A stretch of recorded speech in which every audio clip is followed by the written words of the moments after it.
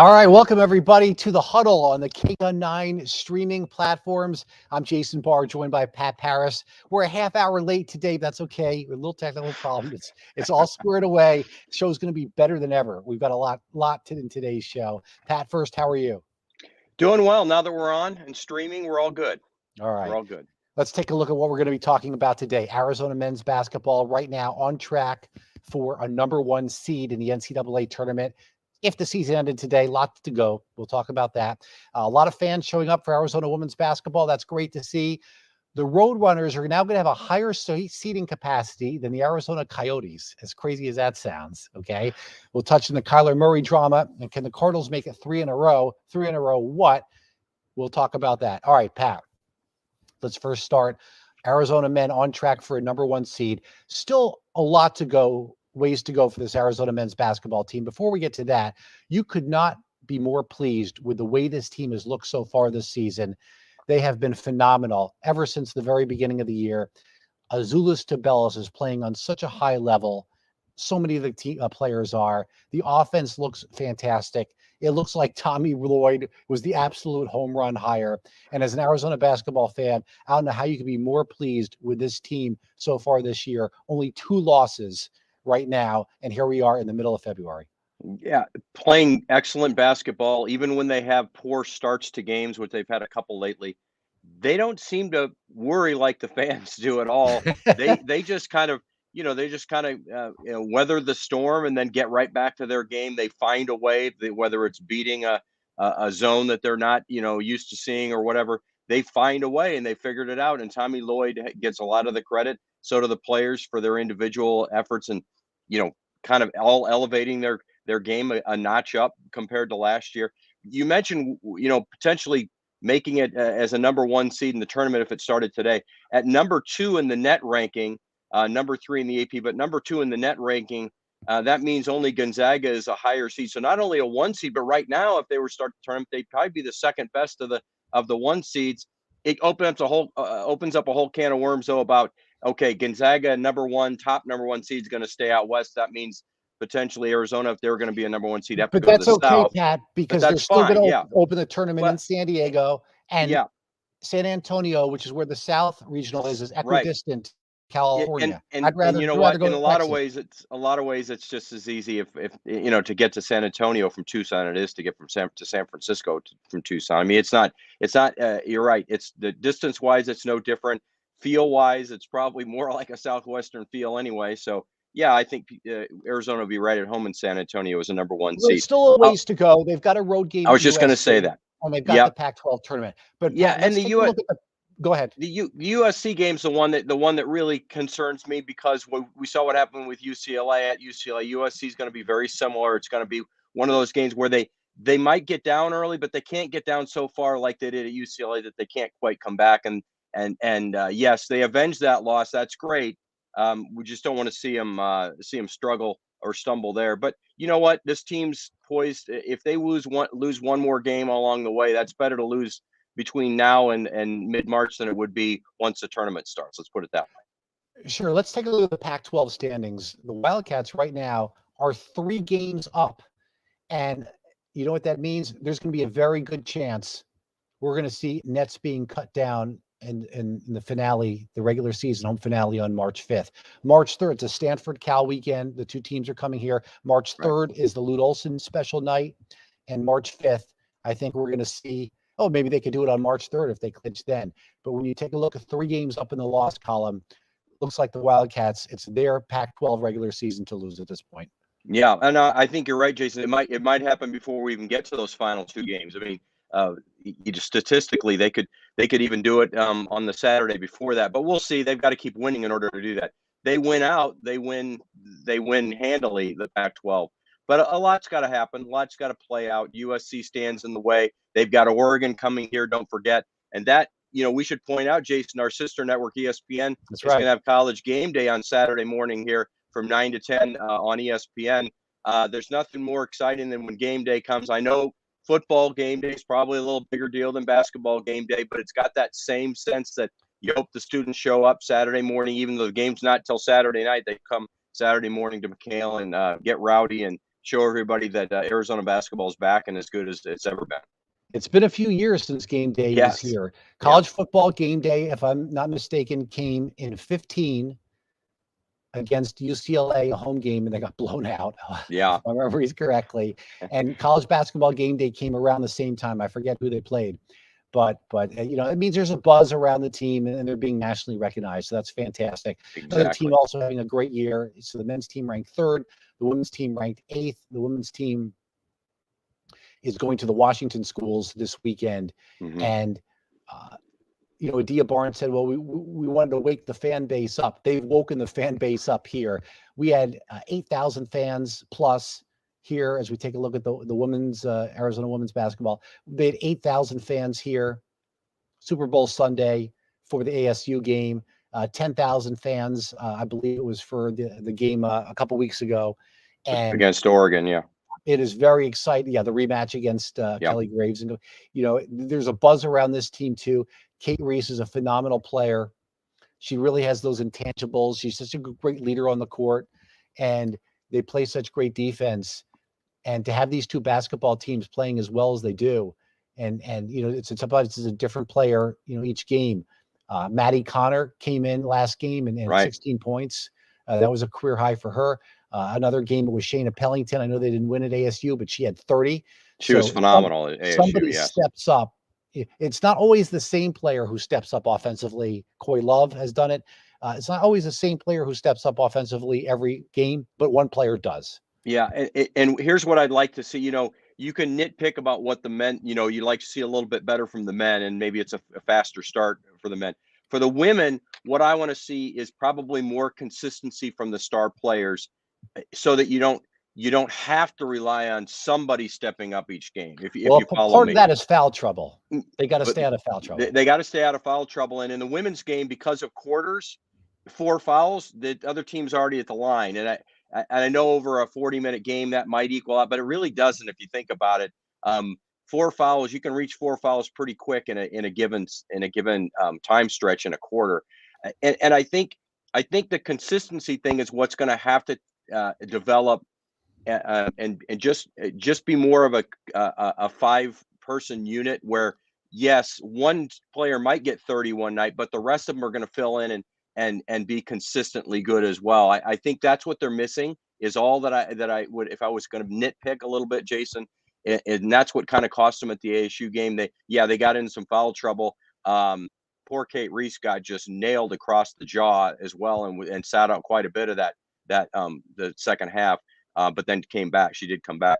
But I guess that's my hit a 3-pointer. Yeah, and hit a 3-pointer, right? And then hit it 2. Yeah. She's a warrior on the court. And they had a chance to win that game too, and then they avenged it 2 days later. So that's great. And you know, and nationally ranked, those who vote on the national rankings, they recognize that too. Just like when Arizona came right back and knocked off UCLA, and they flip-flopped basically in the AP rankings.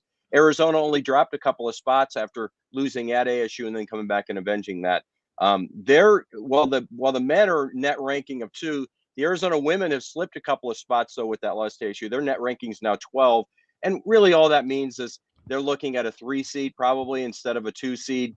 That can build back up too if they just start get on a little hot streak here and finish up the regular season. They could easily find themselves as a 2 seed. And we're taking your comments and questions along with Pat Paris. I'm Jason Barr here on the Huddle, KGUN 9's streaming platform. And if we take a look at the women before we get on to the Coyotes, they're pretty much playing for second place in the Pac-12.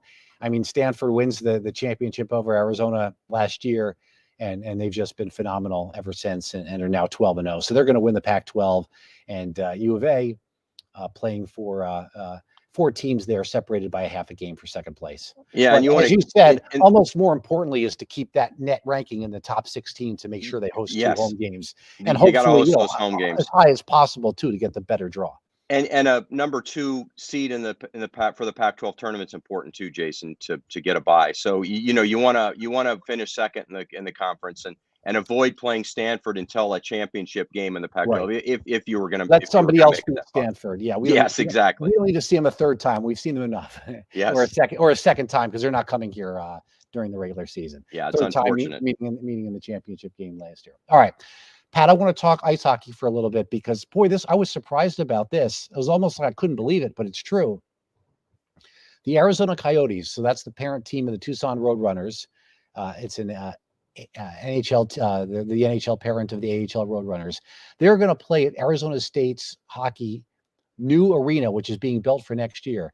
That means you're going to have an NHL team playing in an arena with a seating capacity of under 6,000 fans.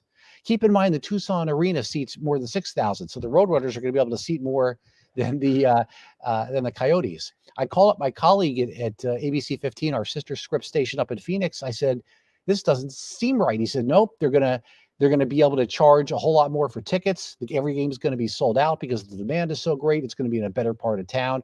I'm sure concessions will be a little bit more." I initially thought that this might be some type of bargaining chip, but it looks like now, Pat, they're really going to play at ASU's brand new arena starting next year. And here you got to remember the big picture. And I'm like you. At first, I was shocked, and I had to do a little more digging into it. This is a temporary solution to a long-term problem that the Coyotes have had. Of course, they're getting kicked out of Glendale. The Glendale people think they can make more money by renting out the arena that the Coyotes use for concerts and things like that. So they're booting the Coyotes out. The Coyotes have in place an agreement, a verbal agreement, and they're working towards a final agreement with the city of Tempe to build them a hockey arena, a full-blown hockey arena. Well, that's going to take years. So this is the temporary fix, to which I said, and I said this to you out loud when I first heard it. Well, the NHL governing board, you have each team has two governing board members, the governor, and then they have an assistant or associate governor or whatever they call it. How is the governing board of the NHL, the 30 teams, going to allow, how the 29 other teams going to allow a team to play in a 5,000 seat arena? Well, Gary Bettman the other day, the commissioner of the NHL, longest tenured commissioner in all the four major sports, said that as long as they have an agreement for a building in the future, he's okay with them playing in 5,000 or 5,500 seat ASU building for the short term. I was a little surprised at that.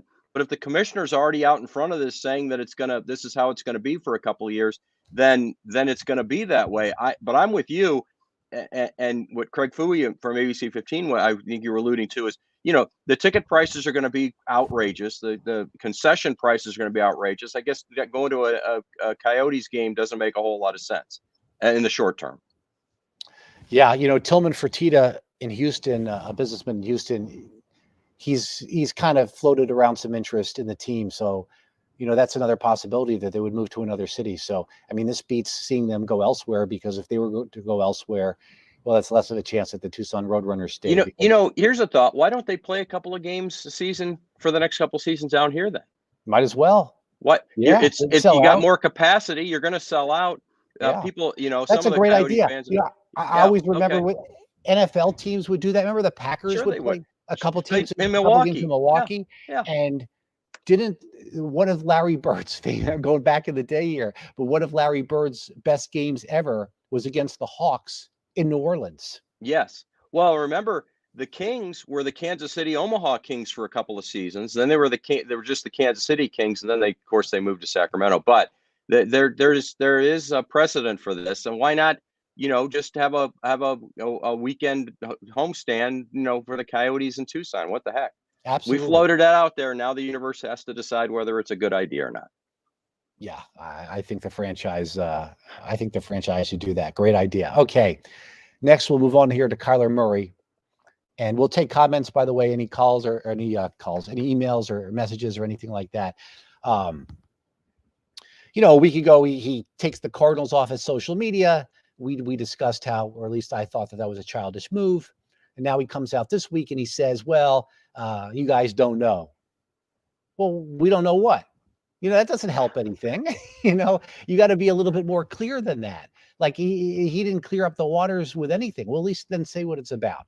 So there's several reports that he's not happy with his contract. The situation is that the Cardinals can pick up an option for a 5th year. He's going into his 4th year, or what he most likely wants is a long-term contract. I don't know what else he could be unhappy with. And to me, his reaction this week of, well, you all don't know.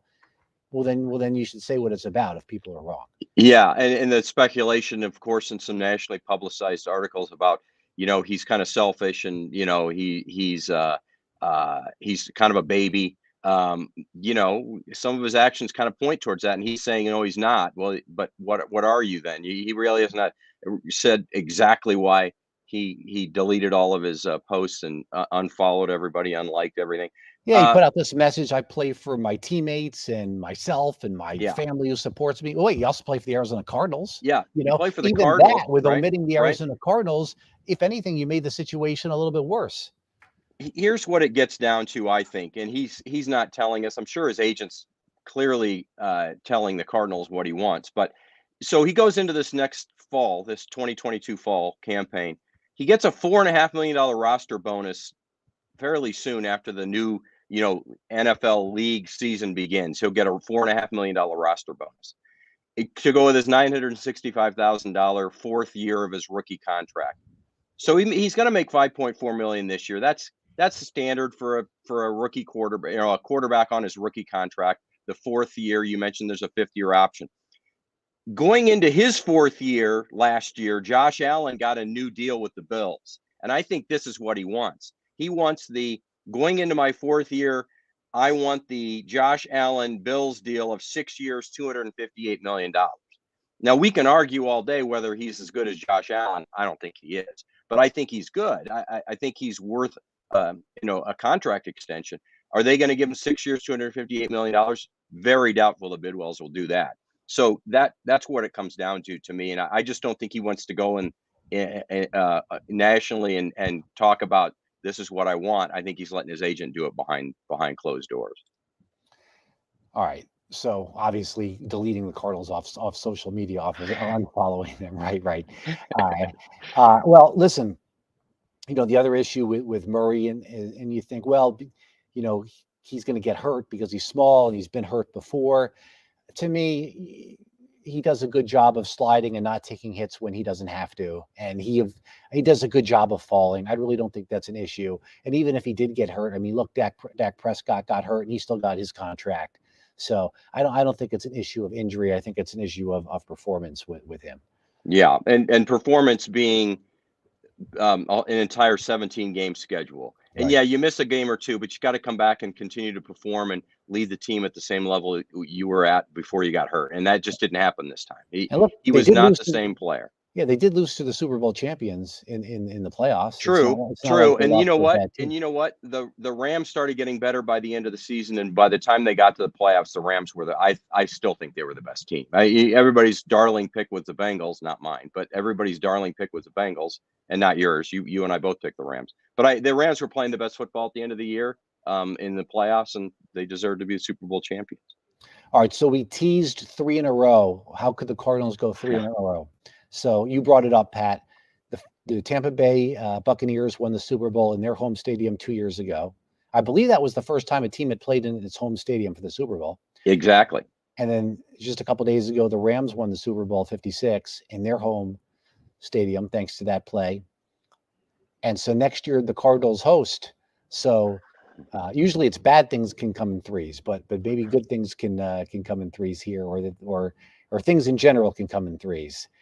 Because they do host, and listen, they are a team on the rise, and they've got some, really strong veteran players and a good young quarterback, and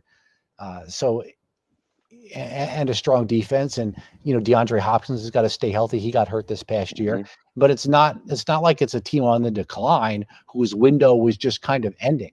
It's still a team on the rise, and it's a team with its pieces in the prime of their career still, and it's a team with a ton of pieces. On offense and on defense. So it's not unfathomable to think that they can be back, and all this drama about Kyler Murray will be forgotten if they get off to another great start. But then also going to be hearing questions next year. Well, Cliff Kingsbury always gets off to a good start, and then he falters. But the bottom line is, it's a team on the rise that could very well get back there next year. Yeah, and here's the way I would break it down, or I would look at it. Last year it was Tampa, and obviously with the addition of Tom Brady and Rob Gronkowski, and it just kind of all came together. And they were a team that was a decent team. You inject two great players like that, and they won the Super Bowl. And it just so happened to be in their home stadium, which doesn't hurt. I mean, it sure makes it a lot easier to be in your own city and have a good sense of the stadium at the same time. Then you look at the Rams, and the Rams they've ascended, and they've been one of the better teams the last couple of years. All they needed was a quarterback to get them over the hump. They get Matthew Stafford, the perfect scenario for him. All works out. They win the Super Bowl. Just happens to be in their home stadium. There's familiarity there, and they get to celebrate. My only concern about the Arizona Cardinals, have they already reached their peak? Have they already maxed out their potential? And we saw that in the first, 2/3 of the season, and then they began to falter and lost those games. I'm a little concerned that we're not going to see a team elevate to that next step to get over where the Rams are, to get over where the Buccaneers were, in order to win a Super Bowl. A lot of things have to happen, and DeAndre Hopkins may be the biggest of that. Jason, if he's there, I mean, if he's healthy, he's the best receiver in the NFL, I think. Or at least one of the top 2 or 3. So you got to have him. Kyler Murray, how many times did he bail out Kyler Murray last year? And not only the Hail Mary, but just him being on the field creates so much opportunity for everybody else. They've got to have him back healthy, and you kind of catch lightning in a bottle, not just for half the season. You got to do it for a whole season. Yeah, DeAndre Hopkins was fantastic. It's still a team that's improved each year under Cliff Kingsbury, and like I said, all on the way up. So, this can all be forgotten with a few good games. So, that's where I am on the Cardinals and the Super Bowl. And I had the Rams winning by 31-23. So maybe I was a little too high scoring. Than I think we both but generally we both got it right with the defense and it's Matthew Stafford's time but for a minute there when Odell Beckham Jr. got hurt and the Bengals got all the momentum for a stretch, I thought maybe they were going to do it. I said as the fourth quarter began and the way things were looking, I said the only way they win this is if Matthew Stafford is able to engineer some kind of drive with basically one player in Cooper Kupp. I mean, it really came down to their running game was awful. They had no other receiver. Their top 2 tight ends were already at one. It was Higgins was gone before the game even started, and their other tight end, their starting tight end, was out quickly. So really, they just had Cooper Kupp and Matthew Stafford. I said, if they can do this, then Matthew Stafford deserves it, and he is a great quarter. I elevated him beyond where I thought he was because of that game. I think that I put him up in a little higher up in the elite status of quarterbacks because of what he did. I always knew he was a good quarterback in Detroit. We didn't know how good he was. I think that last drive he engineered shows you that he's a really good quarterback. I didn't like those penalties at the end, but because they missed the penalty on the Bengals touchdown, I can live. Yeah, that was pathetic. Alex Brady. All right, here's what I'll say, Pat, and I'm half kidding, half serious. When I was talking earlier that Tom Brady was going to come back out of retirement, and a lot of people are saying that, I was thinking of 2023. Now you got even some talk that he might come out this year. I don't think that's going to happen. I do think he's going to have an itch to play more football. And I think a lot of things have got to fall in place. I was not going to bring up Tom Brady here in this, but with Alex's message. How can you not, though? How can you not with Alex? If the 49ers have everything going for them and Trey Lance struggles as quarterback and Tom Brady is from there, was at Candlestick Park for the Dwight Clark catch. There's always been this little act. He was snubbed by the team on draft day. And obviously, it's a new management and all. I think that there's a possibility that could happen, but let's just enjoy life for the next time being, and we'll get to that. Yeah. I'm not seeing it, but I've been wrong before. Yeah. All right, Pat. Well, it's going to be a busy few weeks here. We got the Cologuard Classic with golf. We got March Madness, Rodeo Week. This is the busy time for sports here. So yeah, it's a great time of the year. Great time of the year for sports. All right. Well, we'll be back Tuesday at 3:00. I was going to say the same time, but about the same time next week, Tuesday at 3:00. Yeah. For Pat Paris, I'm Jason Barr. Thanks everybody for listening and watching here on KGUN 9's The Huddle.